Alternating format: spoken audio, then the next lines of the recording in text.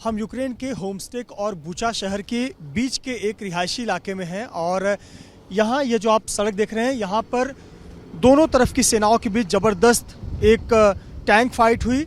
रूस की सेना और यूक्रेन की सेना यहाँ पर आमने सामने थी और यहाँ टैंक्स इस रास्ते पर थे और यहाँ ज़बरदस्त बमबारी भी हुई। और ये देखिए, टैंक्स का जो हिस्सा है ये रूसी टैंक है जिसको क्षतिग्रस्त कर दिया गया।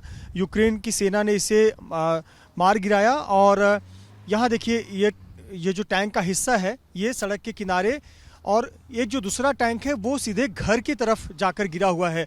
आधा हिस्सा आपको ये जला हुआ टूटा हुआ नज़र आएगा और ये उसके पहिए जो टैंक है रूसी टैंक था जिसे यूक्रेन की सेना ने मार गिराया। और आपको बताएं कि यहाँ दोनों पक्षों के बीच ज़बरदस्त गोलाबारी हुई थी, बमबारी हुई थी, एक ज़बरदस्त फाइट हुई थी। और इसी के चलते जो आप ये पीछे घर देख रहे हैं, ये पीछे पूरा घर जो है वो पूरी तरह से क्षतिग्रस्त हो गया है। वहाँ सामने देखिए ये उनका गैराज है जिसमें महंगी गाड़ियाँ हैं, वो पूरी गाड़ियाँ भी क्षतिग्रस्त हो गई हैं। पीछे आप एक घर देखिए, पूरा घर जो है वो इस पूरे लड़ाई में इसका शिकार हो गया, पूरा घर क्षतिग्रस्त हो गया है। अंदर सब कुछ जला हुआ है, बिखरा हुआ है। यहाँ पर देखिए आप, यहाँ एक जिम ऐसा कुछ बनाया हुआ था इस अहाते में, वो पूरी तरह से क्षतिग्रस्त हो गया है। यानी घर तो पूरी तरह से क्षतिग्रस्त हो गया है। जो टैंक है वो टैंक सीधे इस घर के अहाते में पहुंचा।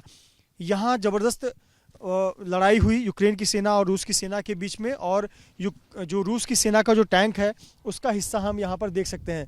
यहाँ आसपास के जितने भी घर आपको दिखेंगे सबकी हालत देखकर आप अनुमान लगा सकते हैं कि यहाँ किस प्रकार की युद्ध की स्थिति बनी थी, युद्ध हुआ और कितना ज़्यादा यहाँ पे नुकसान हुआ, कितना ज़्यादा क्षति हुआ।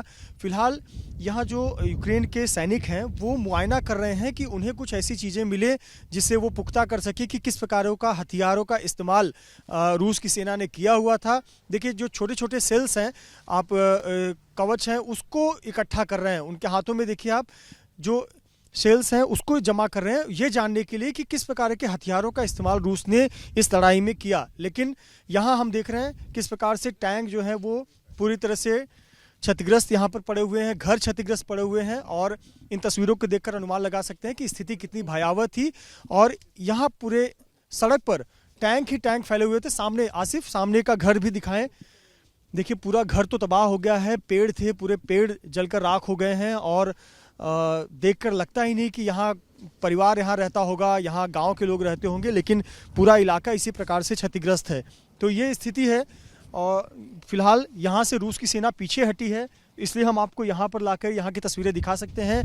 मेरे इर्द गिर्द आप यूक्रेन के सैनिकों को देख सकते हैं जो यहाँ कुछ ज़रूरी साजो सामान इकट्ठा कर रहे हैं। मुख्य रूप से वो ऐसी चीज़ों को जमा कर रहे हैं जिससे वो साबित कर सके कि इस सिविलियन इलाके में, रिहायशी इलाके में रूस की सेना ने किस प्रकार से लोगों को निशाना बनाया। चूँकि आप जो सामने घर देख रहे हैं ये पूरा रिहायशी इलाका है, लोग रहते हैं, और इन घरों को रूस की सेना ने अगर निशाना बनाया है तो यूक्रेन इसे एक बड़ा मुद्दा बना रहा है और इसीलिए ये यहाँ सबूतों को जमा कर रहे हैं।